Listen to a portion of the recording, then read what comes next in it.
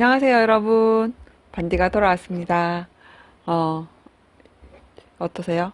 제가 얼마 전에 말씀드린 그 약간 사이버틱한 그런 안경인데, 저는 개인적으로 별로 안 어울리는 것 같은데, 한번 여러분들 우리 좀 판단해 주십사 하고 한번 껴봤어요. 용기 내서.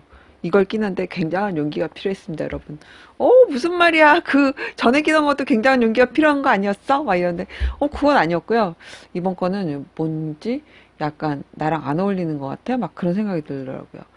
제가 여러분, 흰 옷도 잘 안 어울려요. 저는 흰색이 잘 안 어울리는 거 보면, 저는 이렇게 천사 이런 거랑 거리가 먼가 봐요. 저는, 아니면 제가 살결이 까매서 그런가? 흰색은 그렇게 안 어울리더라고요. 저 아는 언니는 흰색이 너무너무 잘 어울려요, 흰 옷이. 그래서 항상 제가 부러워하고 있죠. 어, 아무튼 오늘은 새로운 안경을 한번 껴봤습니다. 여러분 꼭 어떤지 감상평 남겨주세요. 아, 지금 이제 대학생들은 지난달에 시험이 끝났고, 청소년들도 시험이 거의 얼른 끝났고, 이제 초등학생도 시험이 이제 아직 안 끝난 학교 있고 끝난 학교 있고 이제 그렇죠. 중고생들은 이제 거의 다 끝났고요. 이제 그러면 좀 이따가 방학을 하면서 성적표가 나오겠죠, 여러분. 아, 왜 성적표 나온 날은 그렇게도 학교도 가기 싫고 그죠? 방학은 그러니까 중간고사 성적표 받는 날은 그래도 이제 성적표만 받으니까 그날 하루 성적에 대한 걱정만 하면 되는데 이 기말고사는 방학 때 받잖아요. 차라리 개학 때 주지. 방학 때 주니까 이게 그 좋은 방학을 맞이하면서 몇 날 며칠, 그러니까 방학 시작하는 날부터 며칠 동안은 좀 괴롭잖아요. 물론 항상 성적이 좋으신 분들은 상관이 없지만 아무튼 성적이 뚝 떨어져 본 경험이 있는 분들, 뭐 안 좋았던 경험이 있는 분들, 거의 다 한 번쯤 그런 경험이 있지 않을까요? 성적표 받는 날은 기분이 안 좋아요. 늘 시험을 잘 보는 그 우등생도 성적표 나오는 날은 기분이 안 좋다 하더라고요. 근데 딱 이제 그런 친구들 있죠.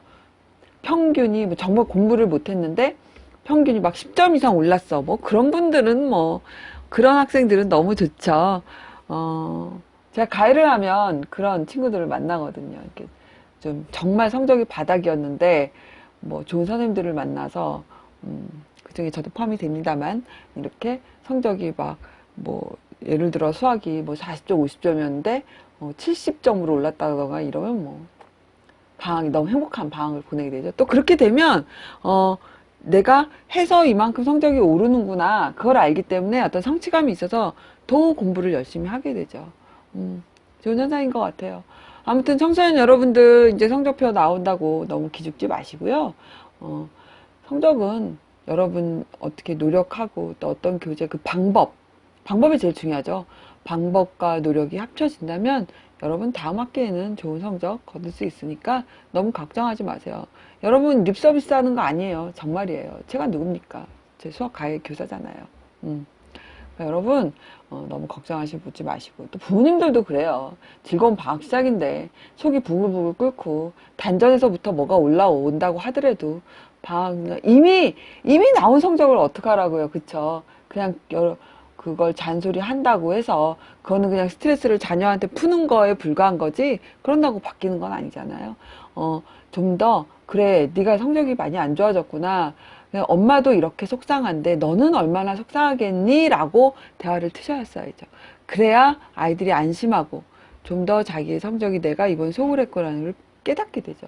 다짜고짜 성적이 이걸 성적이라고 받아왔어 이따위 걸 네가 도대체 뭐 바쁘다고 네가 하는 게 공부밖에 더 있어 뭐 이러면서 막 이렇게 다다다다다다 해버리고 나면 아이들은 그냥 성적으로 혼난 것만 기억을 하지 내가 정말 열심히 해야겠구나 하는 생각은 안 들어오거든요. 그러니까 너는 얼마나 속상하겠니? 라고 얘기 한번 해주시고 그래도 한 학기 동안 고생했다 말씀해 주시면 물론 한 학기 동안 걔가 별로 공부하는 것 같지 않아서 뻔한 결과가 나왔다고 한들 그래도 좀 가라앉히시고 그렇게 얘기해 주시고 그 다음에 이제 어떻게 하면 다음엔 네가 더 잘할 수 있지 엄마랑 너 같이 한번 의논해 보자 이렇게 하시면 될 것 같습니다. 그래야 제가 지난번인가도 말씀했잖아요. 마음도 튼튼, 몸도 튼튼. 그죠? 그렇게 이제 방학 맞이 준비하시고요. 요즘엔 여름방학이 짧죠? 겨울방학은 긴데, 여름방학은 좀 짧아요. 뭐, 5일제 수업인데다가, 또 뭐, 여러 가지 공휴일 학교 행사 이런 걸로 빠지다 보면, 학업 일수를 마치기 위해서 여름방학이 좀 짧은 게 사실입니다. 그리고 또 뭐, 방학도 집에 있나요? 무슨, 방과 후 뭐 수업 그래서 학교 가는 경우도 많고 뭐 학원 이렇게 불쌍하잖아요 여러분. 너무 바쁘잖아요 우리 초등학교 학생 중고생. 사실 닦아놓고 얘기해서 부모님들 그렇게 하라 그러면 못할걸요. 저도 지금 초, 중, 고생들처럼 공부하라 그러면 못할 거예요. 나도 못하는데 아이들 얼마나 놀고 싶고 얼마나 수다 떨고 싶고 얼마나 영화 보고 싶고 얼마나 만화책 보고 싶고 하겠습니까 여러분. 한 번 더 격려해 주시기 바랍니다. 제가 오늘 왜 청소년 성명 얘기를 하냐 하면은 제가 아는 분은 초등학교 때 한 유치원 때부터 그 아이가 좀 특별났어요. 그리고 굉장히 특별하게 키웠어요. 키우면서 늘 1등이었어요. 중학교 때 뭐 시험을 보면 하여튼 전국에서 뭐 탑 10 안에 들 정도로 굉장히 고1 때까지만 해도 뭐 모의고사를 보면 걔는 전교도 아니고 보통 우리가 반에서 전전긍긍 하잖아요. 그 다음 조금 잘하면 전교에서 좀 얘기를 하고, 근데 이 친구는 항상 전국의 순위를 갖고 얘기하는 친구였거든요. 그러니까 이제 제가 잘 아는 친구 같은 근데 이 엄마가 아파트에 사시는데 학원가로 밀집된 그쪽에 유명 아파트에 사시는데 나가면 늘 뭐 시장을 가든 길을 가든 어디 모임을 가려고 하든 늘 주위에 엄마들이 이렇게 붙는 거예요. 어머, 그거 뻔하죠. 어떻게 이번 성적 뭐 몇 등 했다며, 뭐 학원 바꿨다며, 교재 뭘로 했어? 이번엔 뭐 했어? 먼저 뭐 초등학교 때부터 그랬어요. 이 친구가 초등학교 5학년 때 돼서 뭐 중학교 수학을 다 끝난 친구였기 때문에 어느 학원을 보냈어? 누구한테 했어? 뭐 교재 뭘로 해서 어떻게 동네 아줌마들이 만나기만 하면 그 아이와 똑같은 스케줄을 하려고 똑같은 학원을 가려고 굉장히 노력을 하고 어디 가나 엄마들이 어우 좋겠다 내가 커피 한 잔 살게 뭐 좀 얘기 좀 해줘 내가 밥 한 끼 살게 그러니까 늘 주위에서 대접을 해주고 부러워하고 늘 그런 시선과 대접을 받고 느끼면서 강남 일대를 돌아다니는 그런 엄마였어요. 아이가 잘한 거죠. 그걸 아셔야 돼요. 공부는 아이가 한 거고요. 시험은 아이가 본 거고요. 그 좋은 성적을 낸 건 아이예요. 그 자녀인데, 그냥 엄마가 대접받는 거죠. 그런데 얘가 지금 고3 1학기. 고2구나. 고1 중간고사부터였나? 고1 마지막부터는 성적이 쭉, 조금이 아니라 쭉 치고 쭉 바닥 내려가고 쭉 바닥을 내려간 거예요. 그러니까 전국 등수를 따지던 아이가 지금 반등수도 밑에서 그러니까 이 엄마가 충격을 많이 받았죠. 충격을 많이 받았고 밖에를 안 나가요. 중요한 건.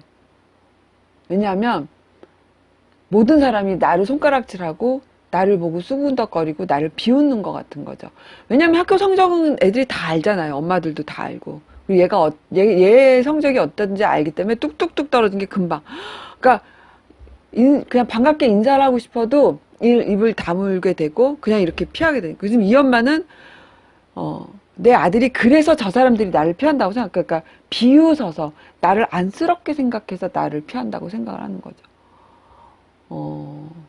안타까운 일이에요. 안 나온 지가 꽤 오래됐어요.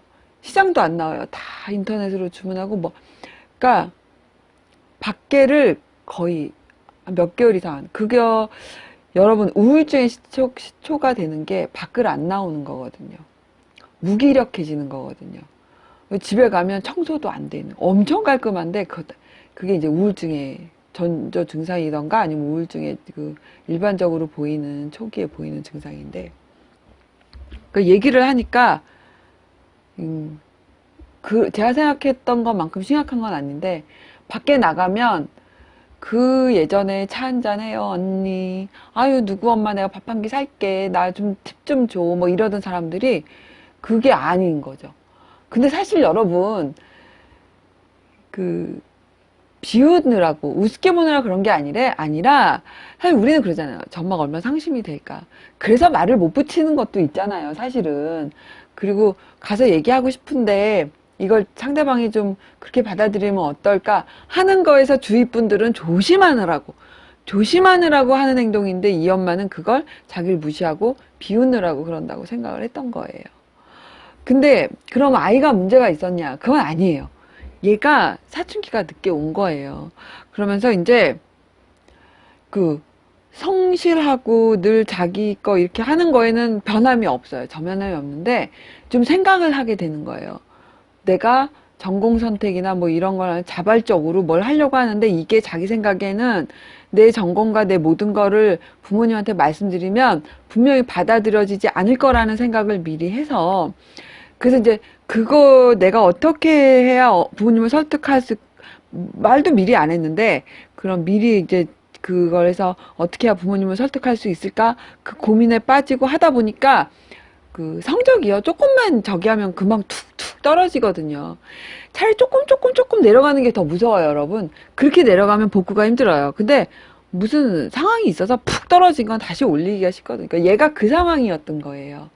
내 진로와 내 장래와 그리고 나는 이제 내 자발적으로 뭘 할 나이가 됐어. 나는 정서적으로 좀 독립을 할 그게 됐어 하면서 그게 사춘기랑 맞물리면서 확 이 아이한테 들어온 거예요. 그러니까 얘는 그 단계별로 봤을 때 지금 굉장히 건강한 거죠. 그런 게 왔는데도 불구하고 부모님 눈치 보고 어쩌고 하라고 나를 자꾸 억누르고 내 내면에서 올라오는 독립성, 자발적인 어떤 선택, 이거를 계속 억눌렀다면 얘는 언젠가 다른 방향에서 터지죠. 근데 그게 지금 이제 드러난 거예요, 겉으로. 그래서 되게 건강한 지금 어떤 단계를 겪고 있는 건데, 부모가 보기에는 너무 아니고, 제가 왜 저래? 도대체 내가 뭘 잘못했길래 제 성적이 저렇게 된 거야? 막 이렇게 되는 거죠. 아니라고 얘기를 하죠. 이제 근데 그 엄마가 제가 아까 말씀드렸지만 우울증이 올 만큼 그렇게 심각한 건 아니었어요. 그래서 이제 얘기를 많이 나눴죠. 그래서 그 엄마가 굉장히 능력이 있는 좋은 대학 좋은 전공을 한 분이에요. 그래서 지금 걔는 그 똘똘이는 굉장히 건강한 지금 단계를 겪고 있는 거고 쟤는 평상시에도 잘했기 때문에 금방 성적은 금방 올라오고 금방 복구될 거야. 잠깐만 지켜봐줘라고 제가 얘기해요. 대신에 너 그 미술 전공을 했거든요. 너 그림을 좀 계속 그렸으면 좋겠다. 어떻게 애가 고등학생인데 내가 그림을 그려? 그러길래 그건 절대 아니야. 네가 그림에 집중하고 그림을 그리면서 아이가 저렇게 자발적으로 내가 뭘 하려고 하고 독립적이게 내면에서 올라오는 아이인데 네가 한 발짝 물러서 지켜봐 주는 게 저 아이한테는 훨씬 좋은 거야. 스스로 잘할 수 있을 거야. 그러니까 너는 네가 그동안 하고 싶었지만 아이 때문에 못했다는 어떤 그런 거를 지금 해. 그리고 늘 보면서 난 너 때문에 미술하는 거를 이렇게 미뤘어 라는 말을 아이한테 하잖아. 그건 정말 좋은 게 아니야. 라고 제가 얘기를 해줬죠. 그건 저 아이한테 건강한 단계를 겪고 있는 저 아이한테 엄마가 나 때문에 뭘 못한다는 거는 굉장한 부담이고 굉장한 피해라서 이게 바로 서지 못할 수도 있어. 너는 그건 굉장한 큰 아이한테 잘못을 하는 거야. 차라리 너 하고 싶은 거를 해. 라고 제가 얘기를 했죠. 그리고 그렇게 해서 왜냐하면 여러분 근데 그러는 거예요. 다른 엄마들은 그렇게 안 한다는 거죠. 쉽게 얘기하면요. 그거는 집단적 정신병이라고 제가 아예 얘기를 했어요. 그건 집단적으로 같은 부류끼리 걸린 정신병이야. 너 거기 같이 하면 안 돼. 원래 같은 팀, 똑같은 정신병자들 안에서는 내가 정신병인지 몰라. 밖에 나와야지. 그러니까 너는 그 속에 있지 말고 나와서 다른 엄마들 다 그렇게 한다고 해도 너 하고 싶은 걸 해라. 그렇게 얘기를 했죠. 많이 바뀌었어요. 많이 바뀌었는데, 물론 심각한 우울증이 아니었기 때문에 이제 그 정도로 되긴 한 거죠. 그리고, 내가 해볼까? 이제 그 생각은 하는 것 같아요. 다른 친구들도 또 가서 그렇게 얘기를 막 해주니까. 아이를 이제 아이가 군대 가고 직장 가고 이런 좀, 나이는 비슷하지만, 아이를 다 키워본 엄마들이 또 가서 또 저처럼 얘기를 해준 거예요. 너 하고 싶은 거예요. 나 이렇게 지금 뒤에 와서 나 뒷북치고 후회하고 있잖아. 그러니까 이제 얘기를 막 해주는 거예요. 다른 엄마들도 와서. 사실 그래요. 엄마가 내가 너 때문에 뭘 못하고 있다라는 말은 안 하더라도 그런 게 이렇게 있으면 그건 아이한테 어떤 방법으로 표현이 됩니다. 엄마가 갖고 있는 불안은 아이한테 전달되는 게 당연한 거고요. 그게 아이한테 카피가 되는 거예요. 복사가 된다니까요. 나의 불안이 자식, 남편, 다른 주위 사람들한테 카피가 돼요. 그러니까 조심하셔야죠. 엄마가 기쁘고 활기차고 뭘 행복해야 아이도 그 엄마를 보면서 기쁘고 활기차고 행복하고 내가 그 사춘기의 어떤 어려움, 어떤 단계를 보낼 때 굉장히 건강하고 긍정적으로 자기를 마인드 컨트롤하면서 보낼 수 있는 거예요. 그때 우리 애가 왜 저러지? 제가 저런 애가 아닌데 왜 저러지? 뭐가 잘못된 거지? 하고 엄마가 자꾸 걱정을 하고 불안하고 어쩌면 잔소리를 하고 이렇게 되면요. 그 아이는 그대로 그 불안, 그 걱정이 와서 자기가 자연스럽고 긍정적이고 편안하고 훌륭한 결과물을 낼 정도의 어떤 그런 과정에서 그걸 못하게 되는 거예요. 부정적이고, 이기적이고, 스트레스 멍청 받고, 불안이 높아지는 그런 아이로 바뀔 수 있어요. 그러니까 사춘기라는 거, 아니면 자발적인 마음, 독립심이 훅 올라오는 그건 안 할 수가 없고 누구나 겪는 거기 때문에 그 시기를 잘 겪어서 좋은 효과를 보는 그런 자녀가 되는 게 어머님들, 그러니까 아버님, 그러니까 모든 부모님들, 주 양육자의 바람이잖아요. 그러니까 그러기 위해서는 엄마가 행복하고 엄마가 한 발짝 뒤로 물러서서 엄마가 하고 싶은 일, 아빠가 하고 싶은 일을 먼저 해야 돼요. 이걸 하면서 내가 행복하고 내가 활기차고 여기에 에너지를 쏟아야 아이도 그런 엄마를 보면서 엄마의 그런 긍정 에너지가 카피가 되면서 좀 더 좋은 효과를 낼 수가 있는 거죠. 그리고 창의력도, 가장 중요하게 생각하는 창의력도 올라가는 거예요.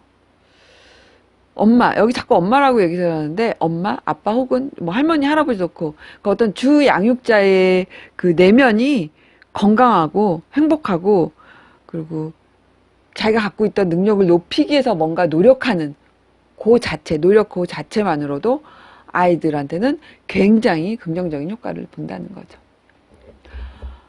여러분, 아까 제가 잠깐 말씀드렸는데, 같은 부류 안에 있으면은 이게 잘못됐는지 잘 됐는지 그 안에 있는 사람은 잘 몰라요. 그럴 때는 내가 잠깐 거기서 벗어나서 그 집단이 어떻게 돌아오는지 한번 봐야 되는. 그리고 객관적으로 말해주는 사람들의 얘기를 귀담아 들으셔야 합니다.